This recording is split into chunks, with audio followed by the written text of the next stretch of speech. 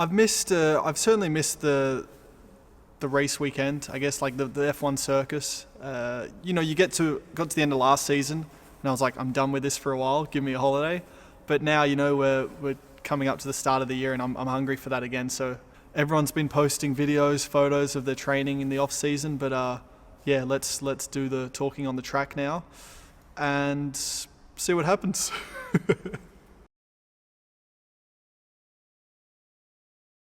Goals I've personally set myself for this year is to be on the top step again, and I guess the goal is to be on the top step enough times that come, October, November, it's put me in a fight for a title. That's the real goal.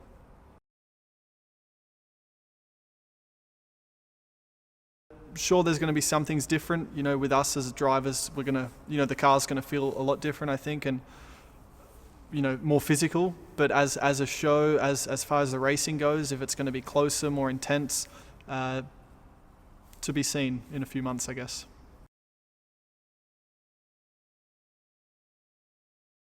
So yeah, I mean, I guess everyone's asking the rule changes, what's changed, what hasn't. For me to explain that would sound pretty average because I don't even really know myself. I just get in the car and drive. So I know.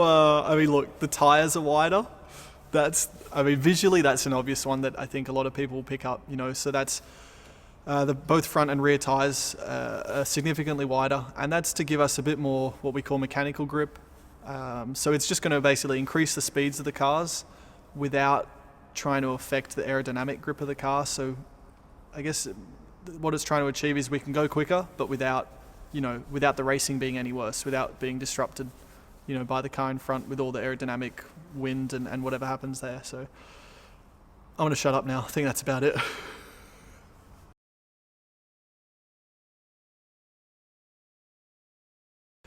I think the cars will be harder to drive probably on two sides. On a physical side, we're going to go faster, so it's going to take more energy from us, and I think more strength. We've been given a little bit of room to put on some weight over the off season. I think all of us. So it's to put on a little bit of muscle to withstand the high G forces that we're going to have. So that's where that kind of fits in. And I think if we're lapping at a quicker pace, then things are coming at you faster. The corners. Obviously the faster you go, the quicker corners approach you. And even with racing, if you're racing another car, you might have to respond or react quicker and be more responsive. So I think from that side as well, it could be more difficult, more challenging.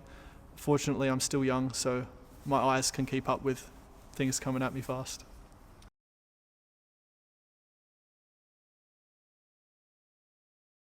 From what I've seen so far, I think the cars are going to look cool this year. I've seen some early images of the RB13, and first impression was it looks quite beautiful.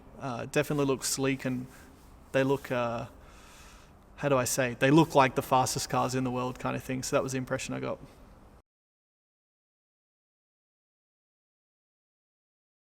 Look, I'm not superstitious, not at all. I think superstitions are. I've always said it's like an excuse for something to go wrong, or it's a sign of like fear. So never been into it. So I'm happy that the team have stuck to the general trend and gone with 13 comes after 12.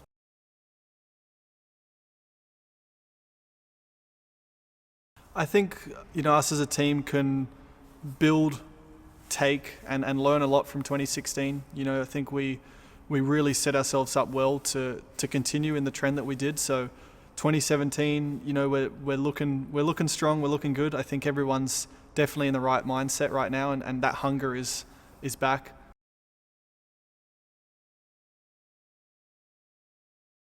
I think it's very positive having a strong teammate.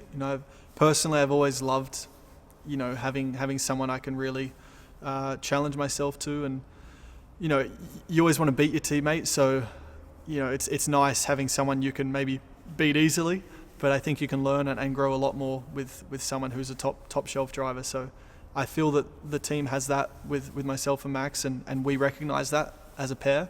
And I think it showed last year. We pushed each other a lot, and that was good for both of us. And this year it's going to. I hope it continues to grow like that, and we can really establish ourselves as two top drivers.